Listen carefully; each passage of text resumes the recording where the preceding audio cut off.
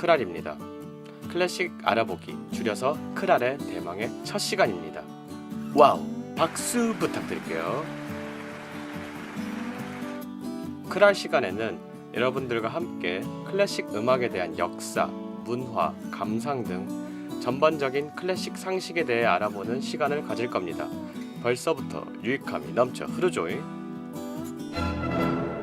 고민을 많이 했습니다.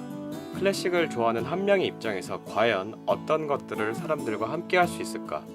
너무 전문적인 것을 하자니 개노잼 이럴 것이고, 또 그러지 않자고 하자니 어디 클래식을 라고 불편하실 분들이 있을 것 같습니다. 그래서 그냥 제 줏대로 하기로 했습니다. 이건 이렇고 저건 저렇다 보다는 저는 이렇게 생각하는데 여러분들은 어떻게 생각하세요? 식으로 여러분과 함께 하고자 합니다. 오늘은 첫 시간인 만큼 가장 기본적인 물음에 대해서 이야기를 나눠보도록 할 겁니다. 클래식 음악은 어떻게 들어야 할까요? 입니다. 익숙한 멜로디들도 있지만 보통은 지루하기만 한 클래식 음악, 과연 어떻게 들어야 조금 더 효과적으로 들을 수 있을까요? 이를 위해 먼저 짚고 넘어갈 부분이 있습니다. 클래식 음악을 분류하는 방법 중 하나로는 절대음악과 표제음악이 있습니다. 절대음악은 영어로는 Absolute Music, 인싸들의 말을 빌리자면 레알 음악, 홈모노 음악 정도로 해석할 수 있을 것 같습니다. 반면에 표제음악은 표제가 있는 음악, 즉 제목이 있는 음악들을 의미합니다. 예를 들어볼까요? 중학교 음악 시간에 자주 들었던 모차르트의 교향곡 40번은 전형적인 절대음악입니다.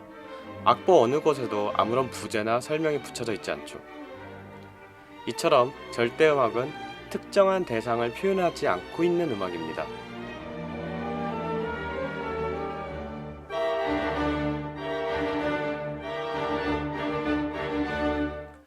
반면에 김연아 선수에 의해 더욱 유명해진 죽음의 무도는 표제음악의 좋은 예시입니다. 제목에도 나와있듯이 이 곡은 죽은 영혼들의 춤에 대한 곡입니다.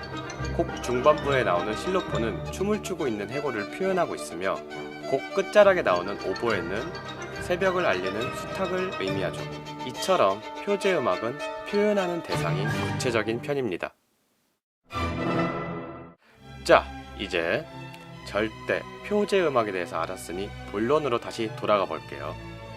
먼저 표제음악을 들을 때 저는 작곡가의 의도를 그대로 따라가면서 듣습니다.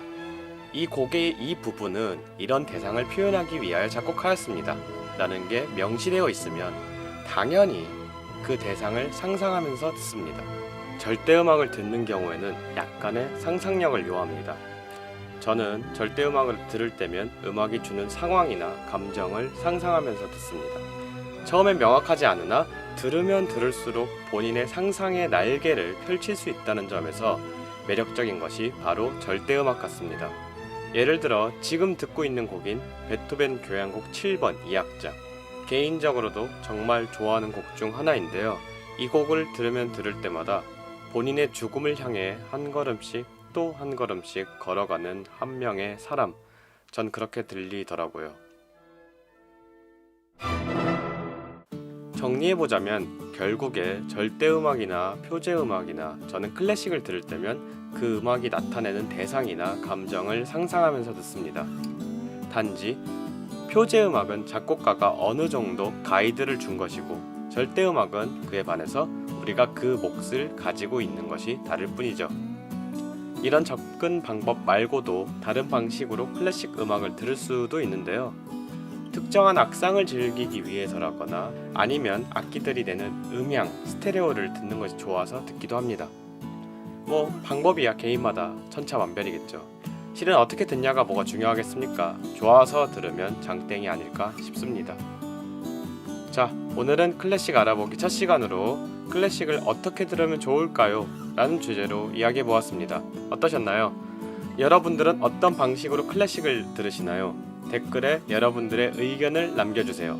저는 더 좋은 컨텐츠와 영상으로 찾아뵙도록 하고요. 다음에 또 만나요. 크빠.